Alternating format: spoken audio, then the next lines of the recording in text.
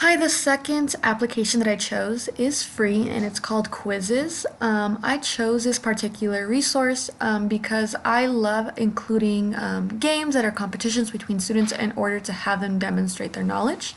And I liked how this application allowed me the opportunity to have students virtually compete with one another in order to demonstrate their game knowledge. So, the purpose of this is a way to be able to test students' knowledge and provide a sense of competition amongst students within my classroom. I feel like that really helps to keep them motivated and engaged within the lessons and to help demonstrate their knowledge. My intended audience using this application would be the students. Um, and two ICT standards that I found that would cover this would be 2.5 designer, educators design authentic, learner-driven activities and environments that recognize and accommodates learner variability. And 2.6 facilitators, educators facilitate learning with technology to support students' achievements of the ICT standards for students and how to create this. So before I show you how to create this, I thought something was really cool that I was looking at this is if you click on the district library. So when you're creating your account and if you add what district you belong to, it'll show you other resources that teachers in your building have made. So I thought that was really cool. So if you have like a co-teacher or a teacher, you both teach the same content level, you can click on that and then you can find the quizzes if they have already made one. And then if I go to search, and here are quizzes that other teachers have made, like that have used this resource, so that way I'm not having to recreate something that's already out there, and I can just utilize a resource that they've made for me. So when creating a quizzes, you would just click on create, and you would name your quiz, and choose what content level it goes along with. So social studies, next.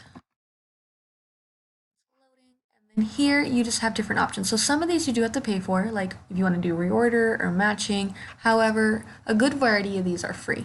So I always like, doing multiple choice or fill in the blank kind of options when I do a virtual game like this. So if I were to do this, I can just add my question here. You could add a picture if you would like for free. Audio and video would cost some.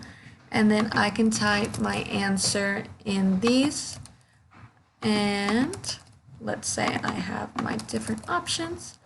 Let's say I have one correct answer, I would just select here. If I have multiple correct answers, I would just select that. That way your students are able to do that. You can change the seconds if you would like. And then click, you can add help for explanation if you would like, and then done.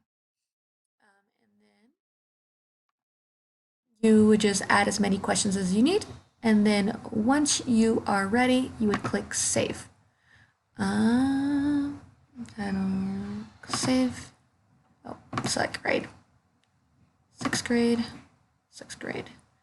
Public to everyone if you would like. Save.